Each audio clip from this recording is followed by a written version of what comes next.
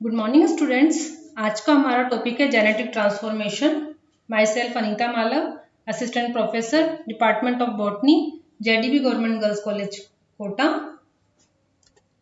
Genetic transformation क्या होता है? जेनेटिक ट्रांसफॉर्मेशन सेल्स या बैक्टीरिया द्वारा बाह्य डीएनए या जेनेटिक मटेरियल का अपटेक करना ही जेनेटिक ट्रांसफॉर्मेशन कहलाता है। जेनेटिक ट्रांसफॉर्मेशन के लिए यह जरूरी है कि बैक्टीरिया या जो सेल्स है उनका कॉम्पिटेंस होना जरूरी है। लैब्स में कॉम्पिटेंस को स्टार्वेशन के द्वारा या सेल डेंसिटी द्वारा इंड्यूस किया जा सकता है। हिस्ट्री हम देखें तो ट्रांसफॉर्मेशन के जो सबसे पहले जो प्रयोग किए थे वह 1928 में ब्रिटिश बैक्टीरियोलॉजिस्ट फ्रेडरिक ग्रिफिथ द्वारा किए गए थे। तो ग्रिफिथ ने स्ट्रेप्टोकोकस निमोनिया जो बैक्टीरिया है इसकी दो स्ट्रेन ली, virulent strain and non virulent strain. जो नॉन विरुलेंट स्ट्रेन है वह तो माइस के अंदर जब इंजेक्ट किया जाता है तो माइस जो होती है उसकी डेथ नहीं होती, उसमें निमोनिया नहीं होता है। लेकिन जो विरुलेंट स्ट्रेन है वह माइस के अंदर इंजेक्ट करने पे उसकी डेथ हो जाती है। जब उन्होंने हीट किल विरुलेंट स्ट्रेन को नॉन विरुलेंट स्ट्रेन के साथ मिक्स किया तो उन्होंने देखा कि माइस के अंदर डिजीज निमोनिया होता है और उसकी डेथ हो जाती है। तो उन्होंने यह पाया कि कुछ ना कुछ विरुलेंट जो स्ट्रेन से नॉन विरुलेंट स्ट्रेन में कुछ ना कुछ गया है, कुछ ना कुछ गया है जिससे नॉन विरुलेंट स्ट्रेन ट्रांसफॉर्म हो गई है किसमें? विरुलेंट स्ट्रेन में। तो उनको एक्सपेरिमेंट को आगे जिन्होंने किया है वह है 1944 में जिन्होंने इनके एक्सपेरिमेंट्स को आगे बढ़ाया वह है ऑसवाल्ड एवरी, मैक्लियोड एंड मैककॉर्टी। उन्होंने बताया कि विरुलेंट स्ट्रेन से नॉन विरुलेंट स्ट्रेन में डीएनए गया है और उससे नॉन विरुलेंट स्ट्रेन ट्रांसफॉर्म हो गई है किसमें? विरुलेंट स्ट्रेन में। इसके बाद जेनेटिक ट्रांसफॉर्मेशन के कई प्रयोग किए गए, जैसे 1947 में कॉन्जुगेशन के प्रयोग, 1953 में ट्रांसडक्शन के प्रयोग बाय लैडरबर्ग ने, और इस प्रकार से ये जेनेटिक ट्रांसफॉर्मेशन के प्रयोग होते रहे हैं। इसके अलावा 1970 में मॉर्टन मैंडल एंड अकीगो हिगा ने बताया कि ई कोलाई को इंड्यूस किया जा सकता है CaCl2 सॉल्यूशन द्वारा और वो बाह्य बैक्टीरियोफेज लैम्डा के बाह्य डीएनए को अपटेक कर लेता है। इसके अलावा 2 साल बाद 1972 में स्टैनले नॉर्मन कुहन चैंग और लेजली ने बताया कि CaCl2 ट्रीटमेंट के द्वारा किस प्रकार से सेल्स प्लाज्मिड डीएनए को अपटेक कर लेती हैं। इस प्रकार से जो ट्रांसफॉर्मेशन के कई प्रयोग होते रहे हैं और आजकल कई वेक्टर्स हम यूज करते हैं। इकोलाई के वेक्टर्स, एग्रोबैक्टीरियम ट्यूमिफेसियंस के वेक्टर्स हम यूज करते हैं जेनेटिक ट्रांसफॉर्मेशन के लिए।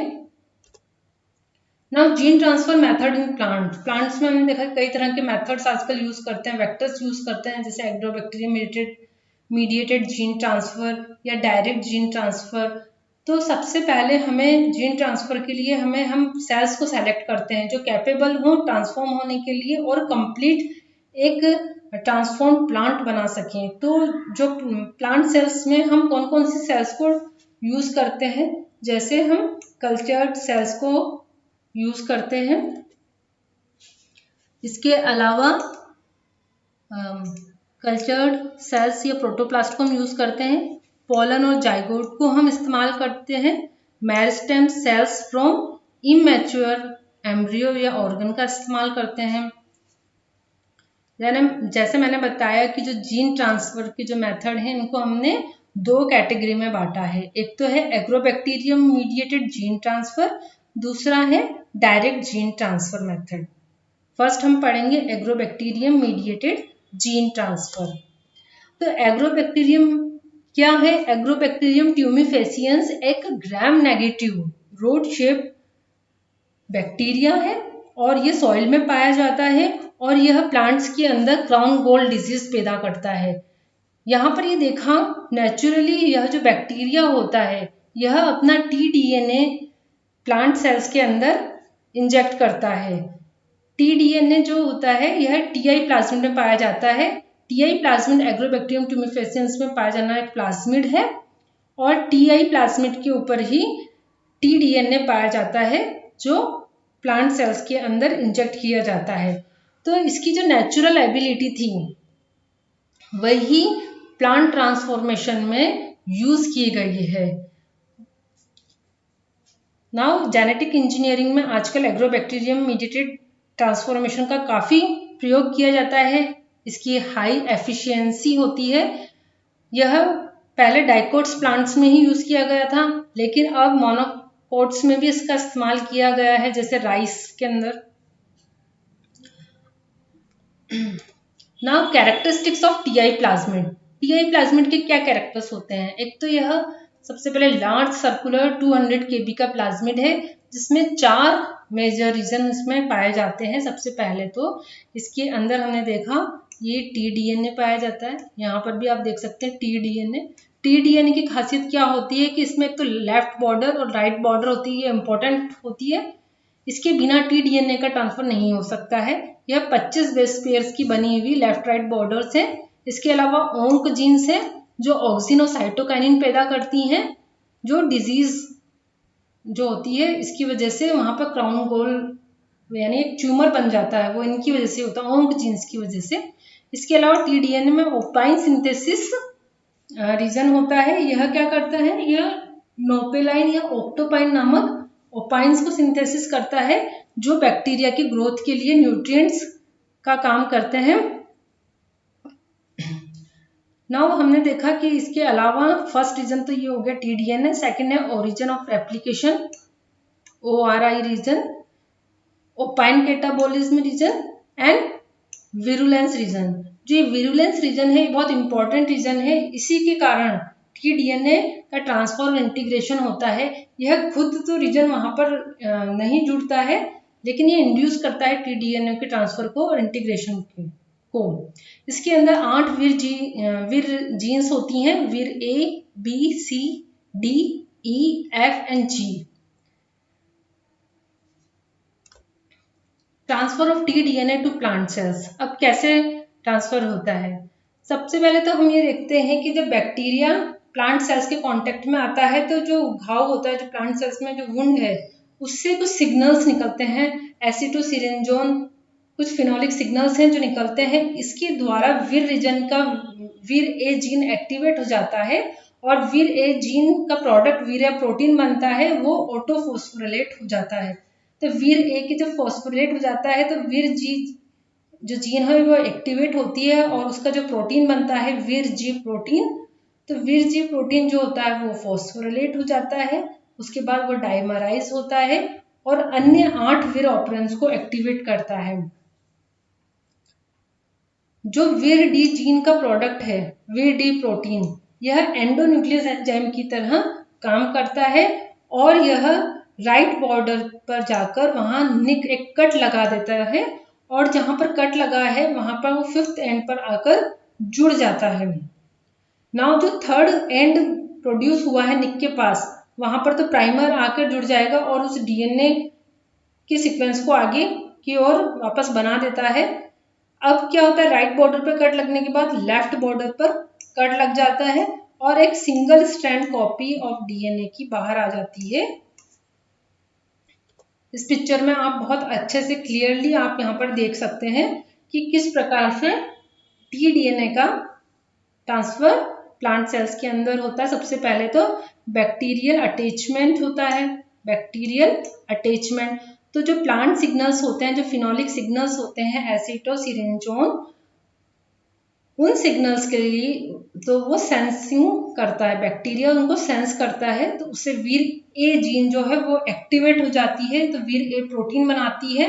विर ए प्रोटीन जो होता है वो फॉस्फोरिलेट होता है और विर जी जीन को एक्टिवेट करता है। विर जी प्रोटीन जो होता है वो फॉस्फोरिलेट होता है और डाइमराइज हो जाता है और अन्य विर जीन्स को एक्टिवेट कर देता है। यहाँ पर आप देखो कि जो विर डी जो होता है प्रोटीन है, यह एंडोन्यूक्लियस एंजाइम की तरह फंक्शन करता है और जो है राइट बॉर्डर पर निक लगा देता है और खुद आगे की तरफ जुड़ गया है। फिर 3rd एंड पर निक लगता है। इस प्रकार से एक सिंगल स्ट्रैंडेड टीडीएनए बन गया है। अभी जो सिंगल स्ट्रैंडेड टी डीएनए है इसमें आगे की ओर तो क्या लगा हुआ है वीर डी, और इसके साथ में वीर ई सिंगल स्ट्रैंडेड बाइंडिंग प्रोटीन्स वीर ई भी साथ में जाते हैं। यहाँ पर आप देख सकते हैं वीर ई भी साथ में है, आगे की ओर वीर डी जो प्रोटीन है वो लगा हुआ है, और इस प्रकार से टी डीएनए जो होता है उसका न्यूक्लियर इम्पोर्ट होता है। नाउ जो टी डीएनए जो होता है वो अपने सीक्वेंस को मैच करते हुए जगह जगह पर क्रोमोसोम में जाकर जुड़ जाता है। डीएनए इंटीग्रेशन एंड एक्सप्रेशन, इस प्रकार से हम ये देखते हैं कि किस प्रकार से यह अंदर की ओर जाकर जुड़ जाता है टी डीएनए। उसके बाद हम देखते हैं जब सिंगल स्ट्रैंडेड टी डीएनए ही अंदर जाता है, लेकिन सेल्स में जाने के बाद यह तुरंत डबल स्ट्रैंडेड हो जाता है और अपनी सीक्वेंस को मैच करते हुए रैंडमली साइट पर जाकर ये रिकॉम्बिनेंट होता है। हमने ये देखा कि जहाँ ये रिकॉम्बिनेशन होता है उसके पास की शॉर्ट डिलीशन होता है, 23 से 79 बेस पेयर वहाँ पर डिलीशन होता है। कहाँ पर? रिकॉम्बिनेशन साइट के पास में। इस प्रकार हम देखते हैं कि जो एग्रोबैक्टीरियम ट्यूमेफेसियंस की जो टी डीएनए है इसकी सीक्वेंस जो होती है वो प्लांट डीएनए की सीक्वेंस से कहीं ना कहीं मैच है, इस वजह से ही वो वहाँ पर जाकर रिकॉम्बिनेट या रिकॉम्बिनेशन वहाँ पर होता है। अब जो पूरा प्रोसेस है, नाउ हमने देखो नेचुरली हमने देख लिया कि ये सब होता है, तो एग्रोबैक्टीरियम मीडिएटेड प्लांट ट्रांसफॉर्मेशन की जो प्रोसेस है उसके अंदर हम सबसे पहले क्या करते हैं, सबसे पहले हमें जीन ऑफ इंटरेस्ट चाहिए, हम उसको आइसोलेट कर लेते हैं। नाउ एक हम ट्रांसजेनिक कंस्ट्रक्ट हम बनाते हैं, उसके अंदर हम प्रमोटर्स उसमें जोड़ते हैं, कोडोन मॉडिफिकेशन और मार्कर जीन उसके अंदर ऐड कर देते हैं। ये तो सबसे पहले हमने बनाया हमारा एक ट्रांसजेनिक कॉन्स्ट्रक्ट बनाया, और उसको अब हम टीआई प्लाज्मिड के अंदर ओंक जीन्स को हटाकर हम वहां पर क्या करेंगे, उस ट्रांस जीन को ऐड कर देंगे। नाउ इस टीआई प्लाज्मिड को हम इंट्रोड्यूस करवाएंगे एग्रोबैक्टीरियम में, और जो एग्रोबैक्टीरियम बना है इसको हम प्लांट सेल्स के साथ मिक्स कर देंगे, इंक्यूबेट करते हैं फॉर 2 days। फिर हम देखते हैं कि जो ट्रांसफॉर्म सेल्स हैं उनको उनका रीजनरेशन हम करवाते हैं या उनका हम कल्चर हम करवाते हैं। देन उसका हम टेस्टिंग करते हैं कि वास्तव में जो ट्रांसजीनस का एक्सप्रेशन हुआ या नहीं हुआ। तो lab at the level of lab, green house और फील्ड लेवल पर हम ये जांच करते हैं कि ट्रांसजीन का एक्सप्रेशन हुआ या नहीं हुआ। इस प्रकार हम देखते हैं कि जो एग्रोबैक्टीरियम है इसके टीआई प्लाज्मिड को हम एज ए वेक्टर यूज कर सकते हैं। हम इसकी ओंक जीन्स को हटाकर अपना जीन ऑफ इंटरेस्ट इसमें ऐड कर सकते हैं।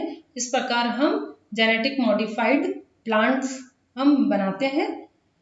इसके अलावा जो दूसरा मेथड है डायरेक्ट जीन ट्रांसफर मेथड, उसको हम नेक्स्ट लेक्चर में हम पढ़ेंगे। आशा है ये आपको समझ में आया होगा। Please subscribe YouTube channel CCE Raj JDB GGC Kota. धन्यवाद।